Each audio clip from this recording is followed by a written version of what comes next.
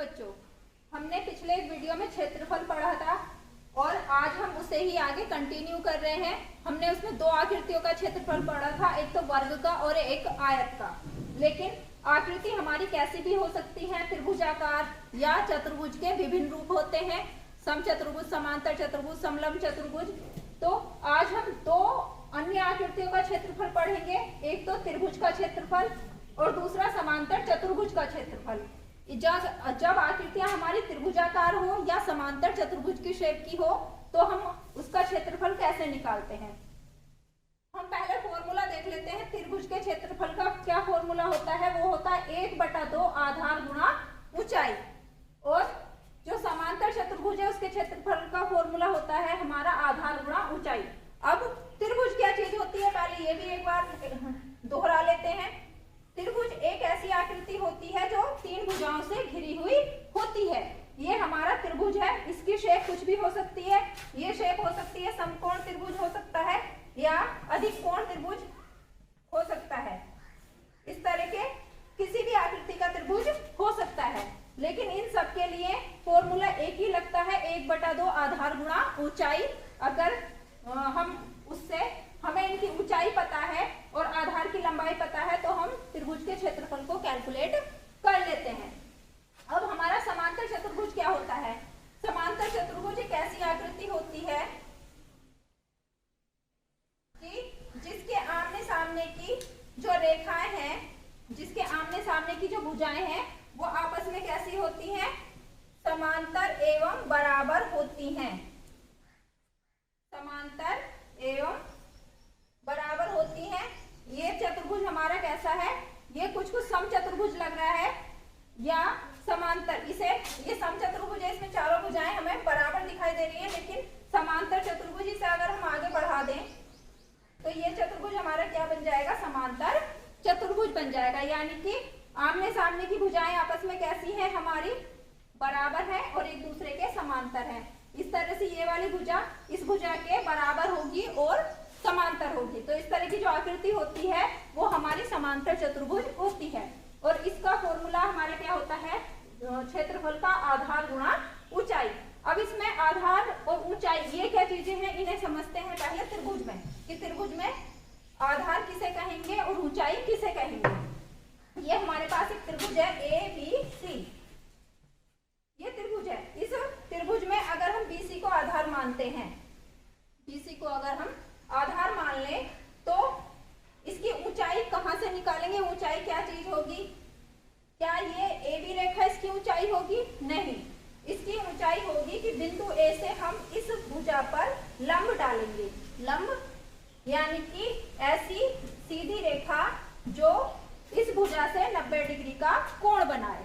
तो ये जो ऊंचाई होगी, अगर इसे नाम हम D दे दें तो ये जो दूरी होगी AD, ये क्या होगी, इस त्रिभुज की ऊंचाई होगी। ये समकोण त्रिभुज है। समकोण त्रिभुज में तो ये अगर हम इसे आधार लेते हैं तो ये क्या है, हमारी ऊंचाई होती है।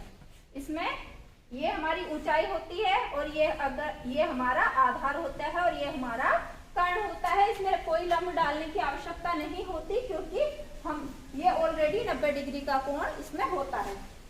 और ये हमारा अधिक कोण त्रिभुज है। इसमें हम ऊंचाई कैसे निकालते हैं, इसमें ऊंचाई कैलकुलेट करने के लिए इसमें भी वही प्रोसेस है कि हम सामने वाली भुजा पर लंब डालते हैं।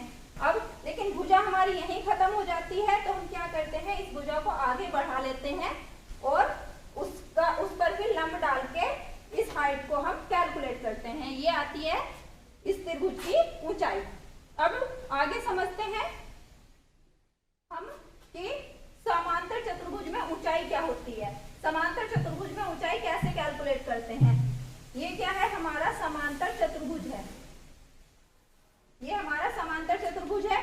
अगर इस चतुर्भुज में हम इस भुजा को आधार मानते हैं, इस भुजा को अगर हम आधार मानते हैं तो इसकी ऊंचाई क्या हो जाती है हमारी, कि इस भुजा पर डाला गया लंब, इस भुजा पर जो लंब डालते हैं हम, यानी कि ऐसी रेखा जो इससे 90 डिग्री का कोण बनाए, तो ये जो हाइट आती है हमारी, ये क्या होती है, समांतर चतुर्भुज की हाइट होती है। इसे यहां से भी काउंट कर सकते हैं कि इसे अगर हम आगे बढ़ा दें तो ये दोनों हाइट क्या आती हैं, बराबर ही आती हैं और ये समांतर चतुर्भुज की हाइट या ऊंचाई होती है। अब क्षेत्रफल कैसे निकालेंगे, क्वेश्चन की हेल्प से हम इसे समझ लेते हैं। 3 क्वेश्चन लिखे हैं मैंने। पहला त्रिभुज क्या है हमारा, समकोण त्रिभुज की आकृति है जिसकी एक भुजा 8 सेंटीमीटर, जिसका कर्ण 10 सेंटीमीटर और जिसकी एक भुजा 6 सेंटीमीटर है।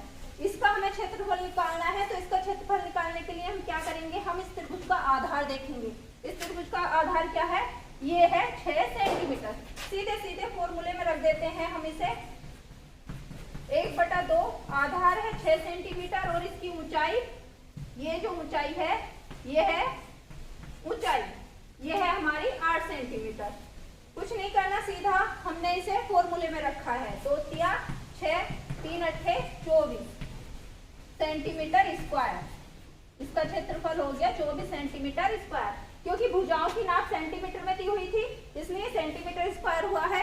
अगर भुजाओं की नाप मीटर में होती तो मीटर स्क्वायर होता, या गज में होती तो गज स्क्वायर होता। लेकिन नॉर्मली जो पैरामीटर है, जो स्केल है, वो मीटर में लेते हैं जब बड़ी जगह नापनी हो, उनका एरिया निकालना हो। लेकिन जब हम सवाल करते हैं कुछ छोटे और छोटी आकृतियों का हम क्षेत्रफल निकालते हैं तो वो सेंटीमीटर स्क्वायर में निकलता है। अब दूसरी आकृति हमारी क्या है कि एक समांतर दूसरी आकृति है हमारी एक समकोण त्रिभुज है। समकोणी एक दूसरी आकृति है हमारी कि एक अधिक कोण त्रिभुज है। अधिक कोण त्रिभुज क्या होता है, जिसका एक कोण क्या हो, अधिक कोण हो। उसमें उसका आधार 15 सेंटीमीटर दिया हुआ है और उसकी हाइट कितनी दी हुई है, वो दी हुई है 10 सेंटीमीटर। तो इसका क्षेत्रफल क्या हो जाएगा, सीधे सीधे हमें फॉर्मूले में पुट करना है। क्षेत्रफल हो जाएगा 1/2 आधार 15 गुणा 10, 2 पंजे 10, 15 का 5 बार गुणा करेंगे, 15 चौका 60, 15 पंजे 75 सेंटीमीटर स्क्वायर। यानी कि अगर हमारी आकृति ऐसी हो, इस तरह की हो, अधिक कोण त्रिभुज हो, तो उसका क्षेत्रफल कैसे निकलेगा कि उसके किसी भी शीर्ष से और जिस भुजा को हम आधार मान रहे हैं उस पर लंब डालेंगे, लंबाई पता करेंगे और क्या है कि उसका हम क्षेत्रफल निकाल लेंगे फॉर्मूले में रख के 1/2 आधार गुणा ऊंचाई की हेल्प से। तीसरा क्वेश्चन है हमारा समांतर चतुर्भुज का। अब समांतर चतुर्भुज में